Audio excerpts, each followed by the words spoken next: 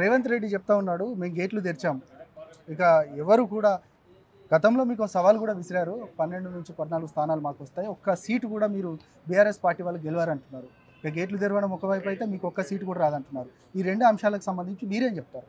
నాకైతే విశ్వాసం ఉంది ఈసారి మంచి మెజార్టీతో మా ఎంపీలు గెలుస్తారు. ఉమ్, కారణం ఏంటంటే వచ్చే ఈ నెల రోజుల పట వాళ్ళు ఏమి చేయలేరు. ఎందుకంటే 100 రోజులు అయిపోయినాయి, గ్యారంటీ టైం అయిపోయింది.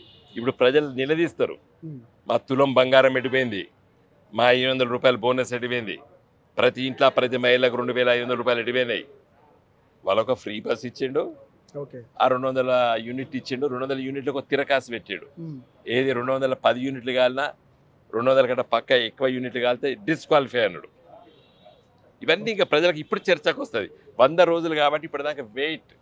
ఎందుకంటే పాపం 100 రోజులు ఇప్పుడు గ్యారంటీ పత్రం ఉన్నది, ఉమ్, 6 నెలల వరకు మీకు గ్యారంటీ అంటే 6 నెలల లోపలనే కదా మనం అడగవలసింది. yes. అట్లే ఆయన 100 రోజులు నేను చేస్తా అన్నాడు. అందుకే ఇప్పటి వరకు ఎవరు అడగలేదు.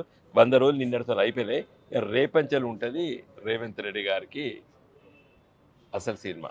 ఓకే సార్, అంటే ఇప్పుడు బీజేపీ కాంగ్రెస్ రెండు జాతీయ పార్టీలుగా ఉన్నాయి. ఆ రెండు వారికి ఎజెండా ఉంది, మేము గెలిస్తే కేంద్రంలో అధికారంలోకి వస్తామనేది ఒక ఎజెండా ఉంది. మీరు గెలిస్తే బీఆర్ఎస్ పార్టీకి ఏ ఎజెండాతోటి ఎన్నికలకు వెళ్ళబోతున్నారంటే ఏం చెప్తారు అసలు? తెలంగాణ ప్రజల సమస్యల పరిష్కారానికి, ఓకే. తెలంగాణ అభివృద్ధి కోసం, తెలంగాణ సొయ్యి ఉన్నోడు, తెలంగాణ స్పృహ ఉన్నోడు పార్లమెంట్లో ఉండాలి. Um, All India Institute of Medical Sciences Congress వాడు రాష్ట్ర విభజన చట్టం చేసినప్పుడు ఆంధ్రప్రదేశ్కి ఇచ్చింది కానీ తెలంగాణకి ఇవ్వలేదు. మేము ఎంపీలుగా ఉన్నప్పుడు పార్లమెంట్లో లొల్లి పెట్టి ఒంటికాలపై నిలబడి మా నిరసన చెప్తే ఏమి తీసుకొచ్చి అలా మేము బీబీ నగర్లో కట్టించాం, జాతీయ రహదారులు పట్టుకొచ్చినాం, రైల్వే లైన్లు పట్టుకొచ్చినాం.